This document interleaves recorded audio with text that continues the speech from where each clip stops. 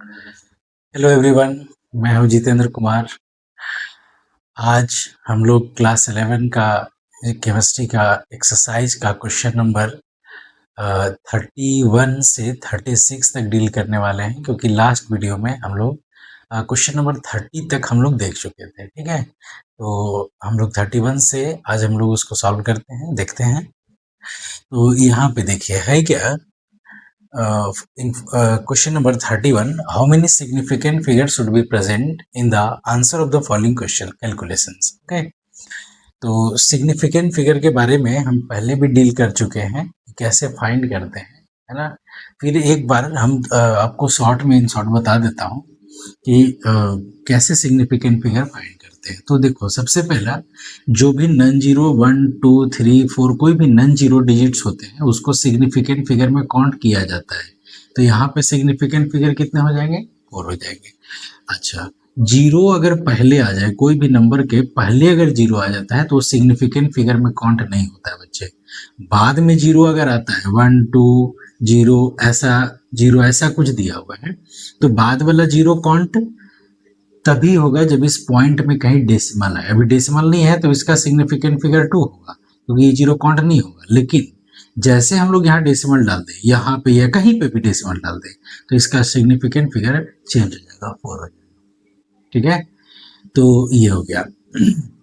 Zero अगर कोई non zero digit, non zero मतलब जो जीरो नहीं है, तो इन दोनों के बीच में अगर आता है तो वो सिग्निफिकेंट फिगर में काउंट हो जाता है बच्चे। ठीक है, अच्छा, उसके बाद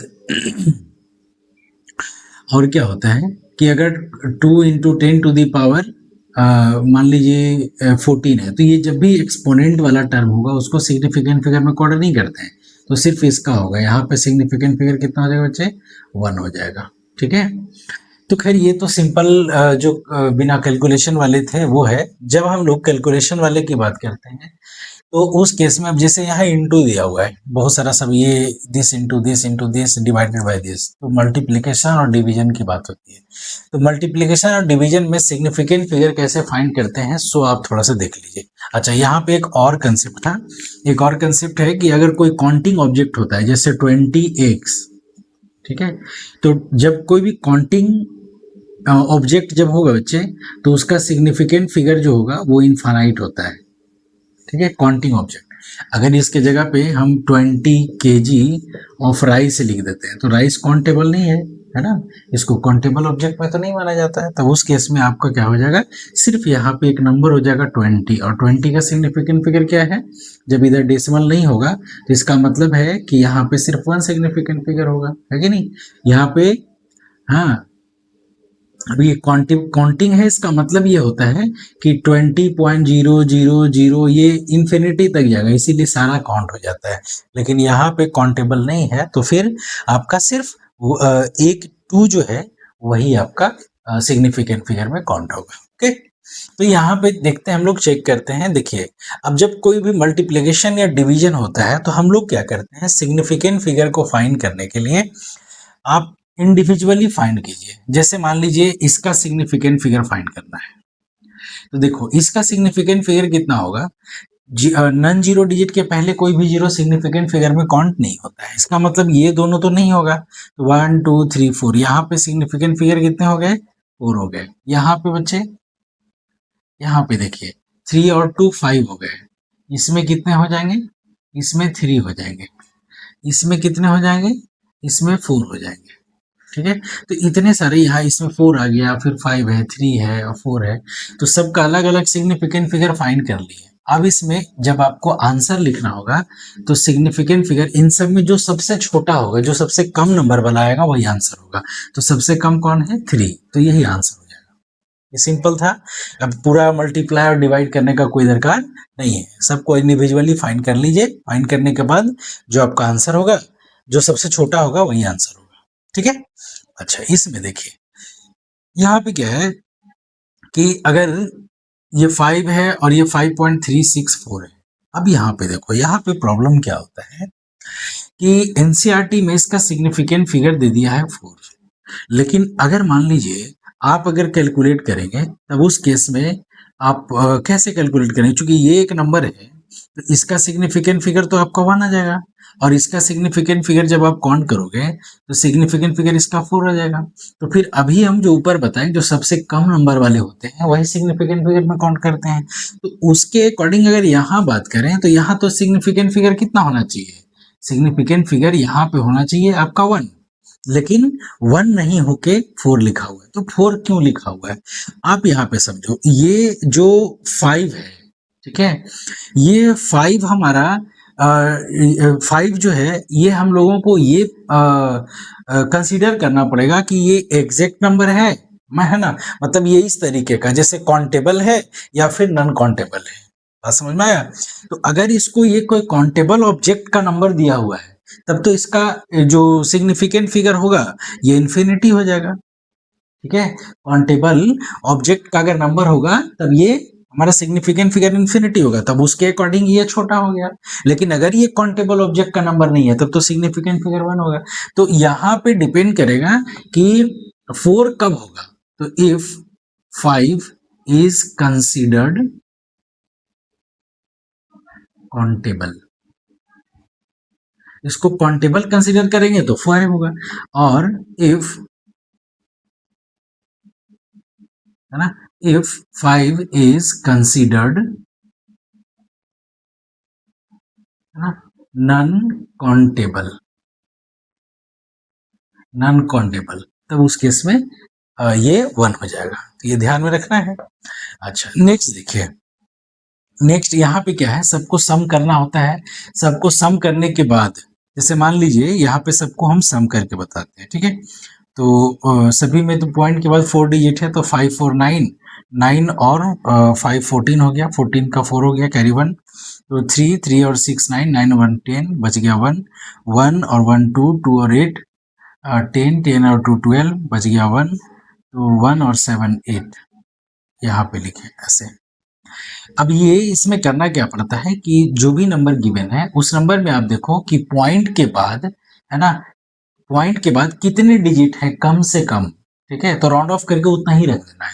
अब जैसे मान लो यहाँ 3 डिजिट होता, पॉइंट के बाद यहाँ 4 डिजिट है, हालांकि अगर 3 होता तो हम लोग लास्ट का 4 हटा देते, 3 ही डिजिट रहने देते, ठीक है। अगर 2 डिजिट होता तो हम लोग लास्ट का 2 डिजिट हटा के पॉइंट के बाद 2 ही डिजिट रहने देते, लेकिन सभी में 4 है तो यही होगा। अब इसका सिग्निफिकेंट फिगर आप निकाल लो, तो सिग्निफिकेंट फिगर क्या हो जाएगा, 4 डिजिट है, 0 बीच में है, पहले वाला 0 काउंट होता नहीं है, इसका मतलब इसका सिग्निफिकेंट फिगर 4 हो जाएगा, ठीक है। तो इसको नोट कीजिए, नेक्स्ट क्वेश्चन बताते हैं। नेक्स्ट क्वेश्चन देखते हैं, क्वेश्चन नंबर 32।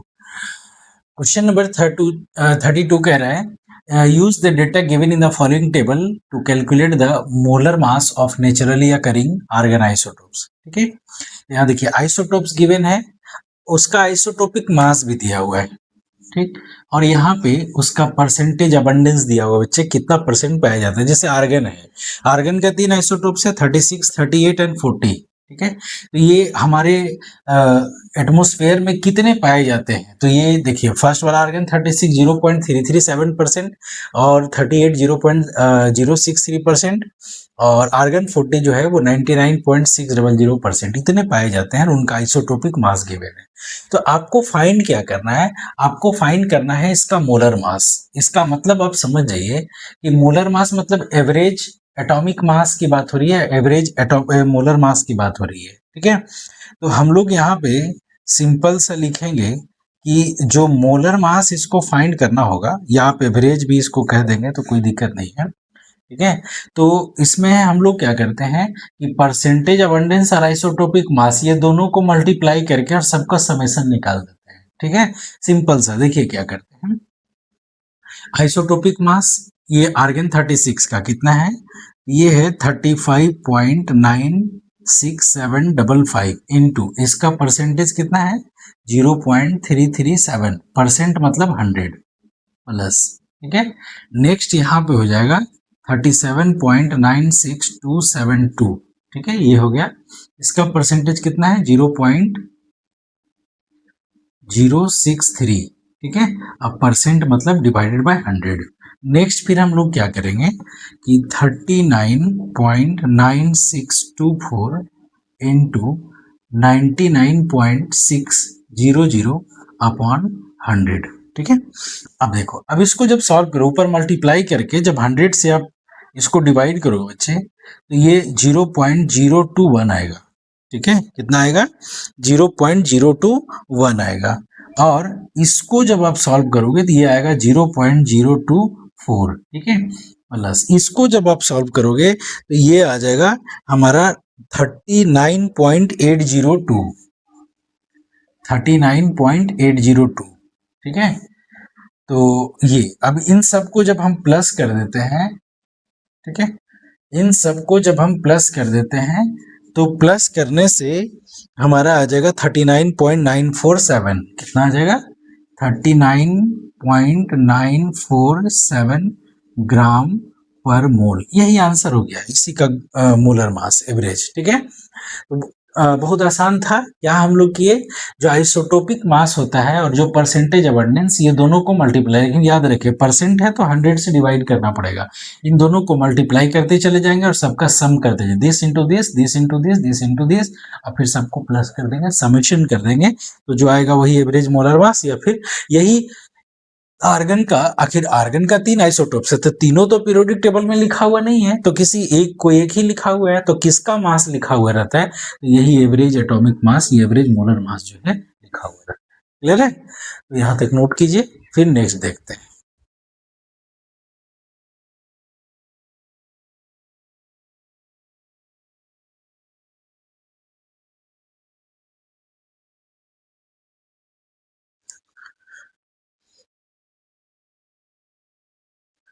नेक्स्ट क्वेश्चन देखते हैं, क्वेश्चन नंबर 33। ठीक है, इसमें क्या है, calculate the number of atoms in each of the following. तो first number of atoms find करने हैं, जैसे 52 मोल ऑफ आर्गन। अब आप ये समझो कि 52 मोल ऑफ आर्गन, अगर हम इसको सॉल्व करने का कोशिश करें तो देखो, एक mole, 1 mole of argon contain Avogadro number of atoms. ठीक है, तो अब कितने एटम्स की बात हो रही है, तो यहाँ पे देखो आप 52। ठीक है, इसको हम लिख सकते हैं 52 मोल है, तो 52 आर इंटू 1 मोल। ठीक है, अब इतने ऑफ एटम्स हो जाएंगे। आप इसको ध्यान दो, मतलब 52 1 मोल में कितने एटम्स होते हैं? 6.022 इंटू 10 टू द पावर 23। ठीक है, 23, 52 इंटू 1 मोल एटम्स, तो दिस मच एटम्स किसका? ऑफ आर्गन, यहाँ पे भी आर्गन। ठीक है, अब इसको आप सॉल्व कर दीजिए, सॉल्व कर दीजिएगा, जो सॉल्व कीजिएगा वही आंसर आ जाएगा। तो ये आ जाएगा 3.131 into 10 to the power 10 to the power 25 हो जाएगा। तो इतने एटम्स ऑफ आर्गन हो गए। ठीक है, तो फर्स्ट वाले का है। अच्छा, सेकेंड वाले में देखिए बच्चे, सेकेंड में यहां बता देता हूं। ठीक है, तो सेकेंड में देखिए कि 52। अब यहाँ इसमें क्या प्रॉब्लम है कि हीलियम जैसे एटॉमिक नंबर 4, मास नंबर 4 है, तो 4 मतलब 4 यूनिफाइड की बात कर रहे हैं। ठीक है, अब 4 यूनिफाइड क्यों ले रहे हैं? क्योंकि यहाँ पे 52 यूनिफाइड दिया है। अगर इसमें कितने एटम है, तो आप ये देखो कि 1 एटम ऑफ हीलियम, ठीक है, इज इक्वल टू 4 यूनिफाइड मास। तो अगर हम इसको उल्टा करके लिखने का कोशिश करें कि 1 unified mass equal to 1/4 helium atom हो सकता है। ठीक है, 1 यूनिफाइड में 4 से डिवाइड कर देंगे, इतना हीलियम एटम हो गया। ठीक है, देयरफॉर अब क्या कर सकते हैं, हमारे पास कितना यूनिफाइड है? 52। तो यहाँ पे लिखेंगे 50 unified mass is equal to 1/4 और इंटू 52।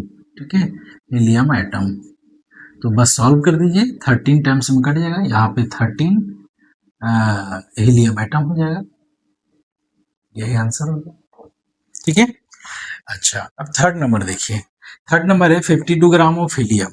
हाँ, तो अगर ये मोल में होता तो काम हो जाता हमारा, चूंकि 1 मोल में है, यहीं पे तो सिंपल है। तो आपको करना क्या है, 52 ग्राम को पहले मोल में कन्वर्ट कर देना है। ठीक है, तो मोल में कन्वर्ट करोगे तो ये हो जाएगा 52, और यहाँ पे देखिए हीलियम का एटॉमिक मास कितना होता है? 4, तो यहाँ 4 से डिवाइड कर देंगे, ये 13 मोल हो गया। ठीक, अब 13 मोल में कितने हीलियम एटम है? ठीक है, तो 1 मोल, ठीक है, contain 6.022 into 10 to the power 23 helium atom, ठीक है। तो देयरफॉर 13 मोल में कितने होंगे, तो 13 into 6.022 into 10 to the power 23 helium atom कितने होंगे। अब इसको इंटू कर दीजिए। अब इंटू जब कर दीजिएगा बच्चे तो 7.8286 आएगा, 7.8286 इंटू 10 टू द पावर, ठीक है, 10 to the power 24 helium atom. बस ये था क्वेश्चन नंबर 33, ठीक है। तो नोट कीजिए, नेक्स्ट बताते हैं।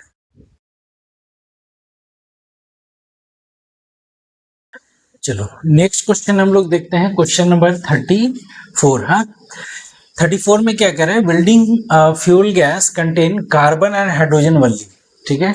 तो यहाँ पे एक वेल्डिंग फ्यूल गैस है जिसमें दो एलिमेंट है, ठीक है, एक कार्बन है, दूसरा हाइड्रोजन वनली, ठीक है। Burning a small sample of it in oxygen gives 3.38 CO2, ठीक है, एंड 0.690 ग्राम ऑफ H2O। इतना H2O मिल रहा है और इतना ग्राम CO2 मिल रहा है, ठीक है, and no other product. A volume of 10.0 litre measured at STP, ठीक है, of this welding gas is found to be इतना। 10.0 लीटर का वेट जो है इस गैस का 11.6 ग्राम है। तो calculate empirical formula, second molar mass of the gas and third one is the molecular formula. ये आपको तीन चीज यहाँ से फाइंड करनी है। चलिए तो हम लोग इसको सॉल्व करते हैं। अब यहाँ से देखो आप कि हमारे पास जो गैस है वो कह रहा है उसमें कार्बन और हाइड्रोजन है। तो मान लेते हैं कि कार्बन x नंबर में होगा, हाइड्रोजन y नंबर में होगा। अब इसको O2 के साथ जब रिएक्शन किया गया तो ये बन गया CO2 और H2O। कह रहे इतना ही बना, बाकी और कुछ बना नहीं है। तो अब यहाँ पे x और y का वैल्यू कितना होगा उसके अकॉर्डिंग हमको पता चलेगा CO2 और H2O कितना बनेगा, ठीक है। चलिए तो अब हमको क्या चाहिए कि एम्पिरिकल फार्मूला या मोलिकुलर फार्मूला या मोलर मास फाइंड करना है। तो ये एम्पिरिकल फार्मूला फाइंड करने के लिए हमको कार्बन और हाइड्रोजन, ये दो चीजें ना हमारे पास, तो ये दोनों का परसेंटेज चाहिए होगा। अगर ये दोनों का परसेंटेज हमको पता चल जाएगा तो वहां से सिंपलेस्ट मोलर रेशियो फाइंड करके और फार्मूला फाइंड कर सकते हैं, ठीक है। तो सबसे पहले परसेंटेज ऑफ कार्बन, तो उस केस के लिए हमको देखिए यहाँ पे क्या हम लोग देख रहे हैं कि कार्बन जो गिवन है बच्चे, ये कार्बन कितना दिया हुआ है 3.38 ग्राम, ये इतना प्रोड्यूस हो रहा है, ठीक है। और H2O कितना प्रोड्यूस हो रहा है 0.690 ग्राम, ये इतना प्रोड्यूस हो रहा है, ठीक है। तो अब हम लोग चेक करते हैं कि कार्बन और हाइड्रोजन कितना, कार्बन और हाइड्रोजन जो है वो कितना हमारा एक्चुअली में प्रेजेंट है। ये तो CO2 का मास दिया हुआ ना, ये H2O का, तो इसमें हाइड्रोजन कितना है, इसमें कार्बन कितना है, ये हम लोग फाइंड करते हैं, ठीक है। तो यहां से देखिए नाउ इसका मोलर मास निकालेंगे तो 44 आ जाएगा। तो हम लोग कह सकते हैं, ठीक है, कि 44 gram of CO2 contains 44 gram CO2 में कार्बन कितने होंगे 12 ग्राम। कह सकते हैं कि नहीं, एक एक मोल दोनों के लिए लिए, एक मोल है तो फिर कार्बन एक मोल में कितना हो गया 12 ग्राम। देयरफॉर अगर हम ये 1 ग्राम की बात करें तो 12/44 होगा कि नहीं। देयरफॉर अगर तो ये 1 ग्राम में इतना हमारे पास क्या हो गया है, 44 gram of CO2 contain 12 gram of carbon, तो इतने ग्राम ऑफ कार्बन हो गए हमारे 1 ग्राम अगर CO2 है देन। तो CO2 हमारे पास कितना दिया हुआ है 3.38 ग्राम, तो इसमें कार्बन कितने हो जाएंगे, तो ये हो जाएंगे 12/44 और इंटू 3.38 ग्राम ऑफ कार्बन, ठीक है। अब आप इसको जब सॉल्व करोगे तो सॉल्व करने से यहाँ पे आ जाएगा बच्चे 0.9218 ग्राम ऑफ कार्बन। तो एक तो हम लोगों को ये समझ में आ गया कि इतने कार्बन CO2 में, मतलब जितना CO2 हमारा प्रोड्यूस हो रहा है उसमें इतने कार्बन हो गए, ठीक है। अच्छा नेक्स्ट हम लोग हाइड्रोजन की बात कर लेते हैं यहाँ पे। तो अब सिमिलरली हम लोग क्या करेंगे कि देखो H2O का जो मोलिकुलर मास होगा वो 18 होगा, तो 18 ग्राम पर मोल। अब इसमें हाइड्रोजन कितने हो जाएंगे, तो 2 है तो 2 ग्राम। तो हम लोग यहाँ पे लिख सकते हैं कि 18 gram of H2O contains 2 gram of hydrogen, कह सकते हैं। देयरफॉर अगर 1 ग्राम की बात करें तो 2/18 ग्राम ऑफ हाइड्रोजन होगा, ठीक है, 2/18 ग्राम।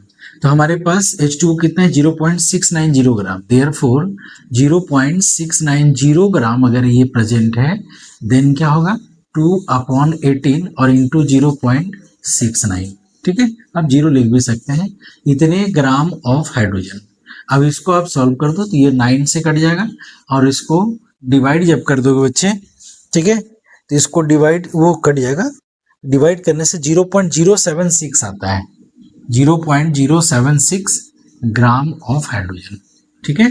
तो हमारे पास यहाँ पे इतना ग्राम हाइड्रोजन मिल गया, ठीक है, और इतना ग्राम कार्बन। मतलब जो डेटा हमारा गिवन है CO2 और H2O का जो अमाउंट दिया हुआ है, उससे हम लोग ये पता कर लिए कि कार्बन कितना ग्राम है और हाइड्रोजन कितना ग्राम है, ठीक है।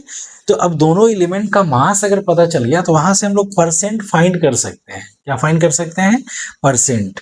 तो परसेंट जब फाइंड करेंगे तो अब यहाँ पे देखिए, हम इसको एक साइड में लिख देते हैं क्योंकि मिटाना पड़ेगा। तो कार्बन का मास जो हम लोगों को मिल गया बच्चे, मास ऑफ कार्बन, ये आपका 0.9218 ग्राम मिल गया, और वेट ऑफ हाइड्रोजन जो मिला 0.076 ग्राम मिल गया, ठीक है। चलिए अब इसको हम यहां से मिटा दे रहे हैं,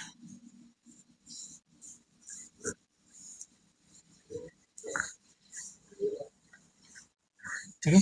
अब यहां से देखिए इसके बाद क्या करना है कि हम लोगों को मास मिल गया, अब परसेंटेज निकालिए। तो हम लिख सकते हैं परसेंट ऑफ कार्बन, ठीक। तो परसेंट कैसे फाइंड करते हैं, mass of carbon upon total mass. तो मास ऑफ कार्बन में हमारे पास कितने हो गए बच्चे, 0.9218, और टोटल मास में हो जाएगा 0.9218 इंटू 0.076, ठीक है, और इंटू क्या कर देंगे 100, ठीक। अब इसको जब आप सॉल्व करोगे तो ये आ जाएगा 92.38%, 92.38%, ठीक है। अब सिमिलरली, एक मिनट, दिस अपॉन दिस, ये प्लस होगा ना, क्योंकि टोटल मास होगा ना, ठीक है। परसेंट कैसे फाइंड करते हैं, 1 का बटा डिवाइडेड बाई टोटल और इंटू 100, ये प्लस करके सॉल्व करना पड़ेगा, ठीक है। आप सॉल्व कर लोगे क्योंकि जगह का थोड़ा कमी है जिसके वजह से। अच्छा, यहाँ पे आप देखो, हाइड्रोजन का मास हमको चाहिए, परसेंटेज। तो हाइड्रोजन का मास कितने हैं, 0.076, और डिवाइडेड बाई फिर यहाँ पे 0.9218 प्लस 0.076 ये होगा, और इनटू क्या कर देंगे 100। अब इसको जब सॉल्व करोगे तो कितना आ जाएगा, ये 38 है, तो फिर इसको 100 में माइनस करके लिख दीजिए, 7.62%, इतने आ गए, ठीक है। अब जब ये मिल गया, देखिए परसेंट मिल गया, इसका मतलब है कि यहां से हम मोलर रेशियो फाइंड कर सकते हैं, ठीक है। तो अब देखिए यहाँ पे देयरफॉर मोलर रेशियो ऑफ किसका carbon and hydrogen equal to, कैसे फाइंड करते हैं molar ratio.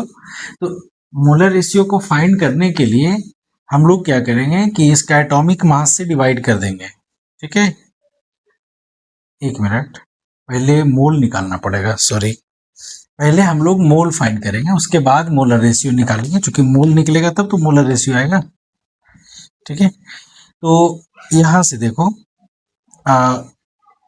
Mole of carbon, अब बोलोगे कि मोल ऑफ कार्बन कैसे निकालेंगे सर, तो मोल कैसे निकालते हैं, given mass by molar mass, यही निकालते हैं ना, ठीक है, given mass by molar mass. तो इंपेरिकल मोलिकुलर फॉर्मूला में बताए थे कि जो परसेंटेज दिए हुए रहते हैं एलिमेंट का, आप उसको मास कंसीडर कर लो, ठीक है। तो ये भी मास होगा और ये भी हमारा क्या हो जाएगा, मास हो जाएगा। तो परसेंटेज जो दिया उसको क्या कंसीडर करें, मास, और उसका मोलर मास मतलब एटॉमिक मास जो भी होगा उसे डिवाइड कर देंगे तो मोल आ जाएगा। तो मोल ऑफ कार्बन में क्या लिखेंगे हम लोग कि देखिए गिवन मास में हमारा यहाँ पे आ जाएगा बच्चे 92.38 और इसका एटॉमिक मास 12 है। ठीक है, एटॉमिक मास कितना है 12, तो ये हमारा आ जाएगा मोल में 7.62, यहाँ पे कितना आ जाएगा 7.62। ठीक है, ये इतने मोल आ गए। अच्छा, नेक्स्ट हम लोग बात करते हैं मोल ऑफ हाइड्रोजन की। तो हाइड्रोजन कितना परसेंट है, ये 7.62, डिवाइड कितना से करेंगे 1 से, चूंकि हाइड्रोजन एटम की बात हो रही है, तो ये 7.62 मोल। अब ये दोनों मोल में आ गया ना, अब इसका आप मोलर रेशियो फाइंड करोगे तो फिर दिक्कत नहीं होगा, मोलर रेशियो आप फाइंड कर सकते हैं। तो यहां से देखिए, आप इधर बताते हैं,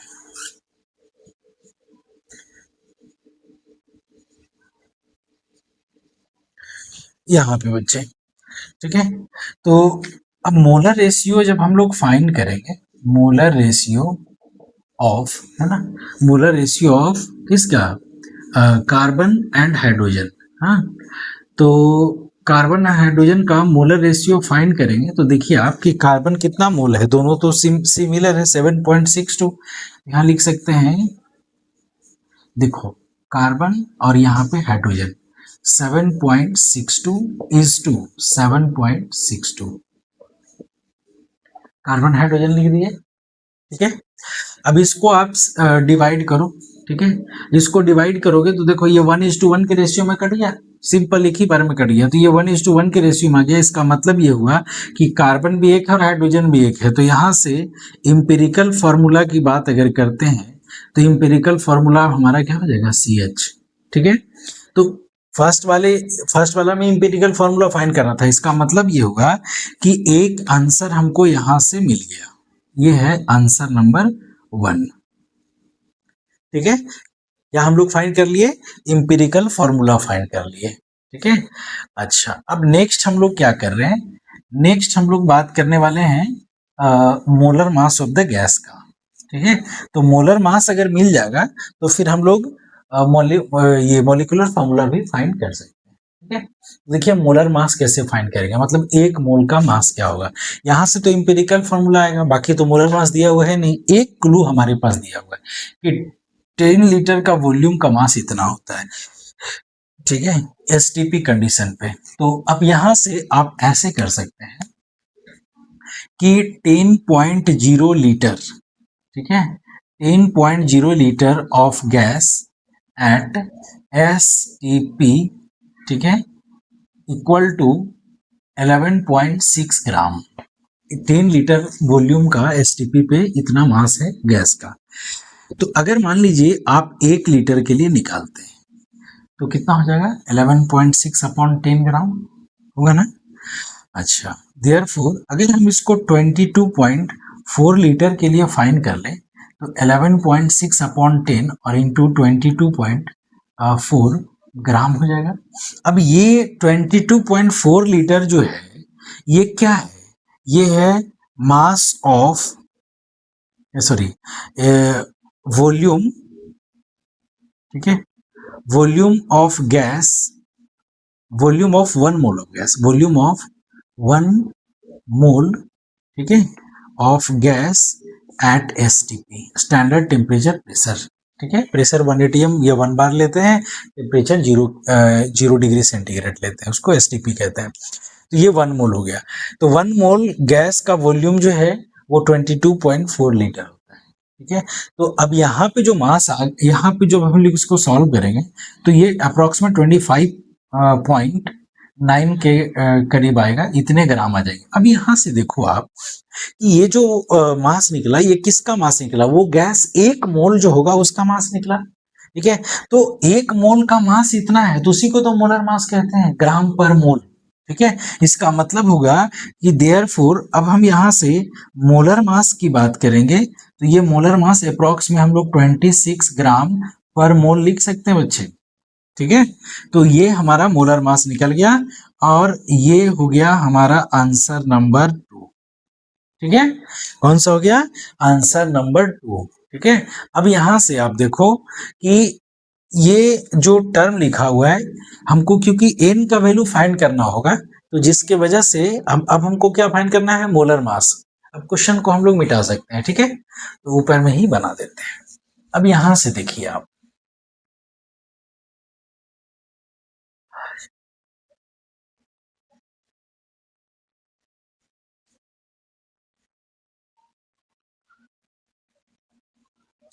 यहाँ पे देखें है क्या कि इंपेरिकल फार्मूला। अब इंपेरिकल फार्मूला मास की अगर हम लोग बात करें तो कितना होगा, 12 + 1 = 13 ग्राम पर मोल, होगा कि नहीं? तो वो निकल गया। नाउ एन का वैल्यू फाइंड करो।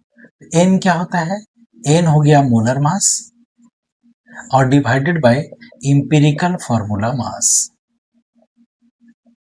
ठीक है।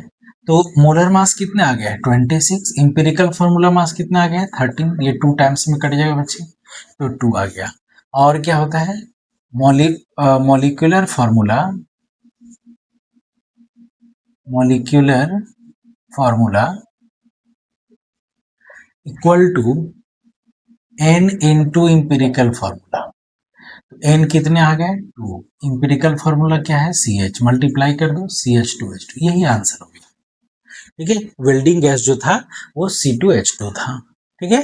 ये क्वेश्चन नंबर 34 हो गया, नोट कर लीजिए।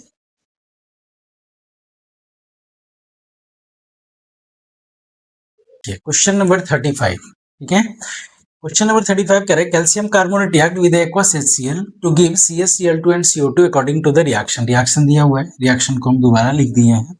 What mass of calcium carbonate is needed? ये required to react completely with a 25 ml। मतलब ये क्या कह रहे हैं बच्चे, कह रहे हैं कि कैल्शियम कार्बोनेट कितना चाहिए हम लोगों को, HCl के लिए क्या दिया हुआ है, ये 25 ml वॉल्यूम दिया हुआ है और 0.75 कैपिटल M मोलरिटी दिया हुआ है।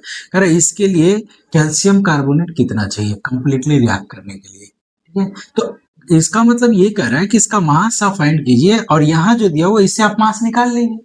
तो सिंपल है, हम लोग यहाँ पे देखिए मोलैरिटी गिवन है, वॉल्यूम दिया हुआ है, तो हम लोग यहाँ पे मोलैरिटी वाला फॉर्मूला लगा देंगे, NB और डिवाइडेड बाय V, ठीक है। मोलैरिटी कितना दिया हुआ बच्चे, 0.75। NB कितना है, given mass by molar mass, तो गिवन मास तो हमको चाहिए, तो X लिख देंगे। अच्छा, मोलर मास HCl का कितना होगा, क्लोरीन का 35.5 और 1 इसका 36.5, तो यहाँ पे 36.5 लिख देंगे, डिवाइड बाय वॉल्यूम कितना है 25, तो 25/1000 कर देंगे। अब इसको सॉल्व कीजिए, 0.75 is equal to x/36.5 into 1000/25, ये हमारा 40 टाइम्स में कट गया। और अब इसको सॉल्व कर देंगे, अगर x का वैल्यू फाइंड करेंगे तो क्या आप लिखोगे, x का वैल्यू में 0.75 इंटू 36.5 और डिवाइडेड बाय 40, ये करना होगा। अब इसको सॉल्व करोगे 0.68 ग्राम आएगा, तो इसका मतलब यहाँ से 0.68 ग्राम हमारा HCl का मास निकल गया, ठीक है। अब हम लोग यूनिटरी मेथड यूज करेंगे, तो देखो आप इसका मोलर मास निकालोगे तो ये 100 ग्राम आएगा, 100 ग्राम, ग्राम मोलर मास में हम लोग 100 लिखेंगे। और HCl का निकालोगे तो 1 मोल का कितना हो गया 36.5, तो 2 मोल का 73 हो जाएगा, तो ये 73 ग्राम हो गया, ठीक है। हमको इसका फाइंड करना है। अब यहाँ से यूनिटरी मेथड यूज करते हैं, ठीक है। तो हम लोग लिख सकते हैं कि 73 ग्राम ऑफ HCl, ठीक है, HCl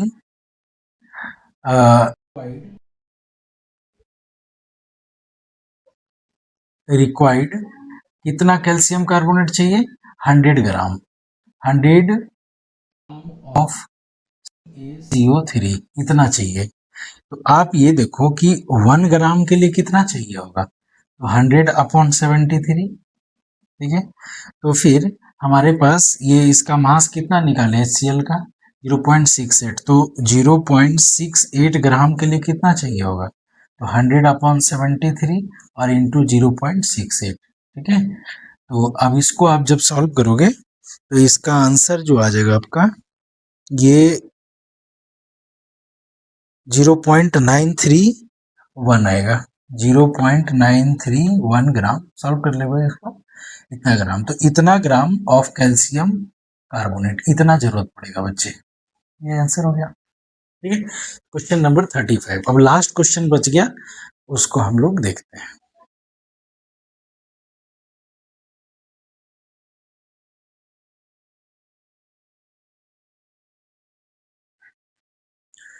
नेक्स्ट क्वेश्चन नंबर 36 हम लोग देखते हैं। ठीक है, तो यहाँ पे देखिए कह रहा है chlorine is prepared in the laboratory by treating manganese dioxide with aqueous HCl according to the reaction. ये रिएक्शन भी गिवन है। ठीक है, how many gram of HCl react with 5.0 gram of manganese dioxide. तो ये सिंपल सा है, 35 number question था, जस्ट उसी के जैसा है।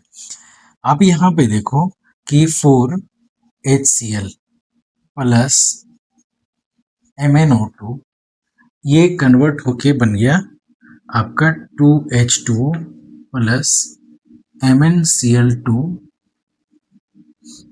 Plus Cl2।